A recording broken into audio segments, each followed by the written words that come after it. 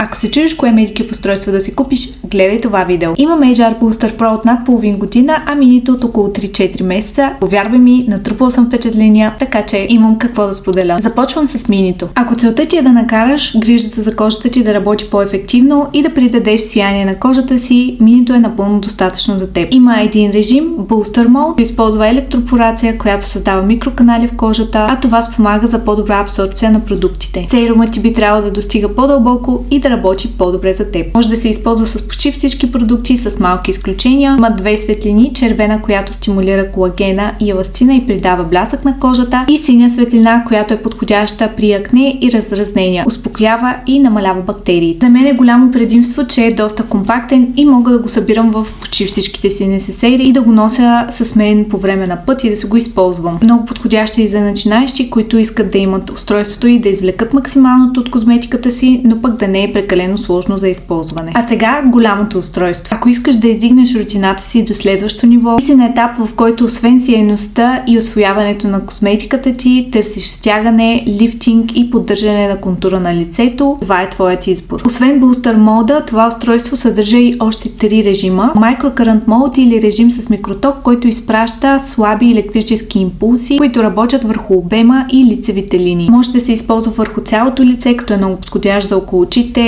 между вежите, около устата или общо взето в зоните, в които първо забелязваме фините линии. Dermashot Mode е режим с EMS или електромускулна стимулация, но оптимизирана за лицевите мускули. Буквално се усеща как мускулите треперят, но това не трябва да те плаши, защото точно това е ефекта, който тренира мускулите и стяга контура на лицето. Airshot Mode или режим с малки електрически иглички, нещо като безиглен микронидлинг, създава микроскопични пасажи в горния слой на кожата, като работи добре за порите, еластичността, изглажда текстурата и много добре повлиява възпаления. За разлика от минито, това устройство има 5 светлини, които са предефинирани, но могат да се сменят през приложението. Така, кое да избереш? Въпросът не е само в размера и в цената, а по-скоро трябва да се запиташ от какво има нужда кожата ти. Усвояване на грижата за кожата и сияйност, същото това плюс стягане и дефиниране на контура, голямото устройство. Ако имаш въпроси за режимите или все още не си сигурна кое устройство е за теб, последвай ме и ми остави коментар. Надявам се видеото да ти е било полезно. Чао и сияйна кожа!